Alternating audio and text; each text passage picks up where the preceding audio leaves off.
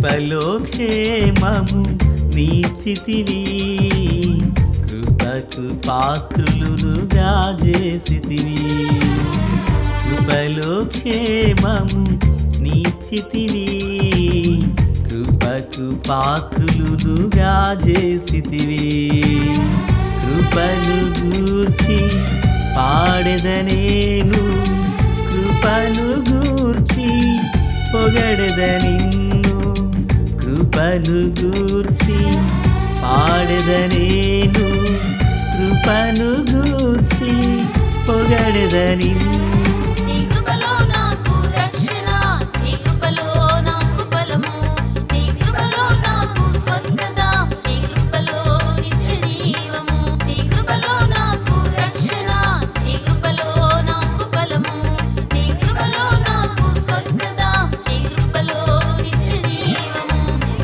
కృపలో క్షేమము నీచితివి, కృపకు పాత్రులుగా చేసితివి. ప్రభు అయినటువంటి యేసుక్రీస్తు వారి పరిశుద్ధమైన నామములో తండ్రి అయిన దేవాది దేవునికి నిత్యము స్తుతియు స్తోత్రములు, మహిమయు ఘనతయు ప్రభావములు యుగయుగములు ప్రభునకే చెల్లునుగాక. ఆత్మీయులారా, బాగున్నారు కదా? దేవుని మహాకృపను బట్టి మరో పర్యాయం మనం ఇలాగున కలిసి ప్రభు నామాన్ని గణపరచడానికి గాను ప్రభు చూపిన ఈ మంచి తరుణమున కొరకై ప్రభుని ఎంతగానో స్తుతించే బద్దులమునై ఉన్నాం. దయగలిగిన ఆయన ఆత్మచేత సమభూమి గల దేశమున ప్రభు మనలను నడిపించునుగాక.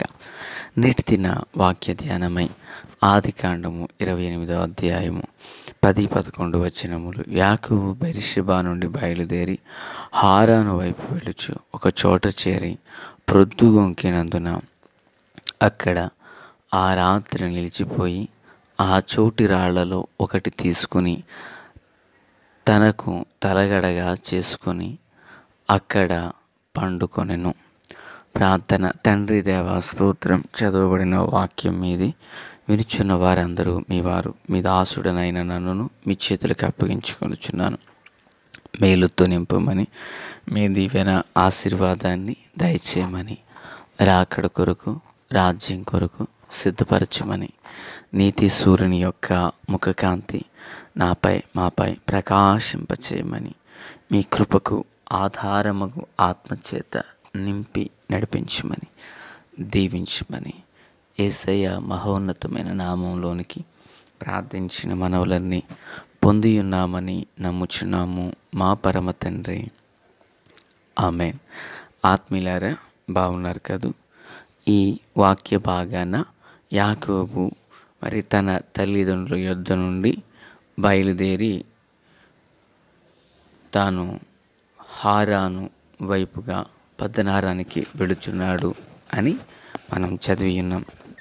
అంత మాత్రమే కాదు, రాత్రి అయిన కారణం చేత ఎటు వెళ్ళాలి అనేది తనకు తోచక తాను ఒక స్థలంలో కొన్ని రాళ్ళు ఉన్నాయి, ఒక రాయి తీసుకుని తనకు తలగడగా చేసుకుని అక్కడ పరుండినాడని చదివి ఉన్నాం. ఈరోజు మనం నేర్చుకొనిచున్న అంశం ఏంటంటే తలగడ రాయి. చూడండి, చాలాసార్లు మరి పండుకునేటప్పుడు కొందరు తల క్రింద దిండు పెట్టుకుంటారు, అది లేకపోతే దుప్పటి పెట్టుకుంటారు. మరి కొందరు చదువుకునే స్టూడెంట్స్ అంటే మరి నేను కూడా కాలేజీలో చదువుకునే సమయంలో దిండు లేని సమయాన మరి ఉతికిన బట్టలు మడత పెట్టి ఇస్త్రీ ఫోల్డింగ్ చేసి తల కింద పెట్టుకోవడం, అలా అనేక విధాలుగా అనేకమైన వాటిని తలకడగా పెట్టుకుంటారు.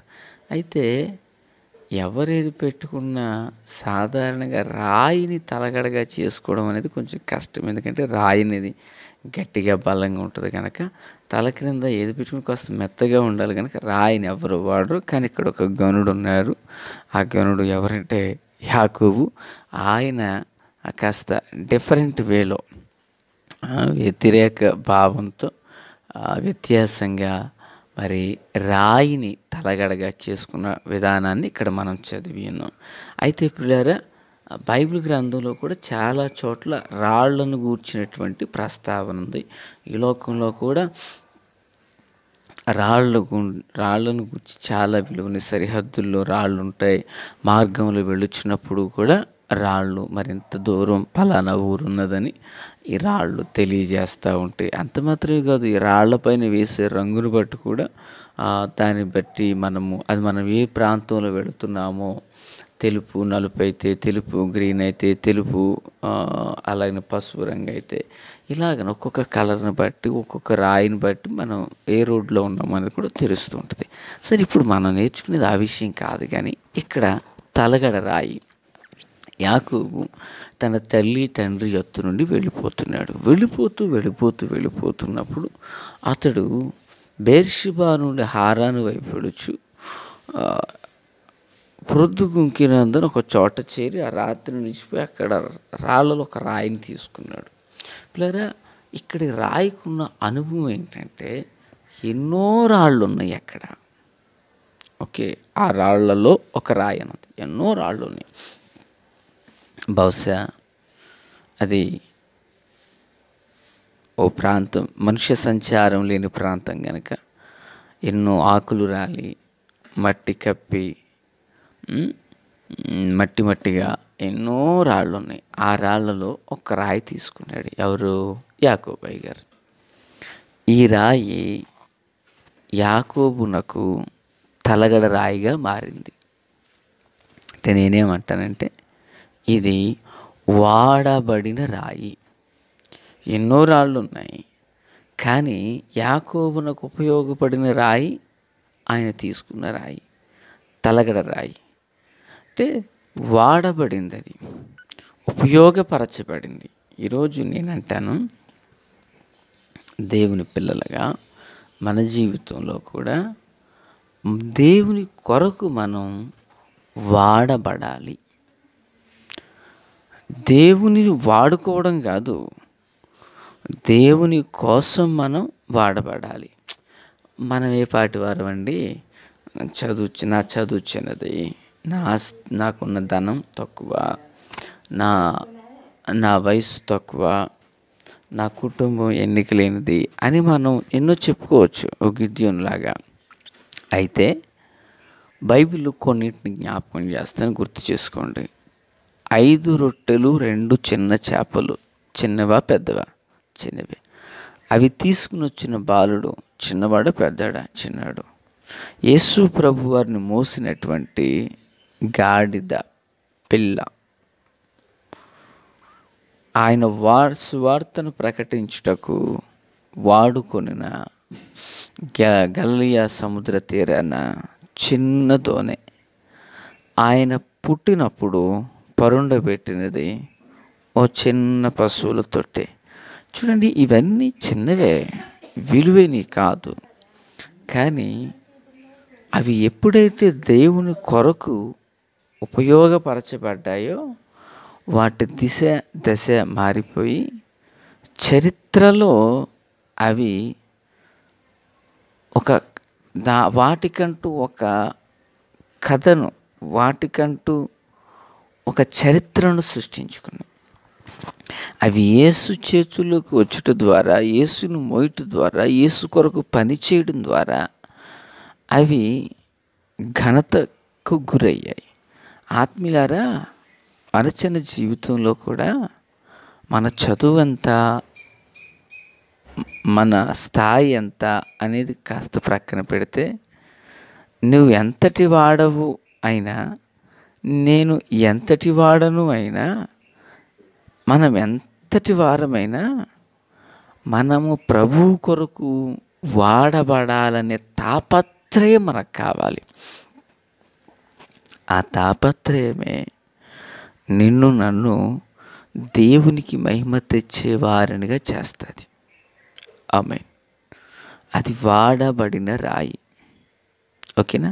ఇక 2, ఇప్పుడు వాడబడిన రాయి తలగ్రింద పెట్టుకున్నప్పుడు రాత్రి దర్శనం కలిగింది. ఉదయాన్నే ఏం చేశాడు ఆయన? అదే రాయిని బేతేలులో నిలిపాడు. ఎక్కడ? ఎక్కడ నిలిపాడు ఆయన?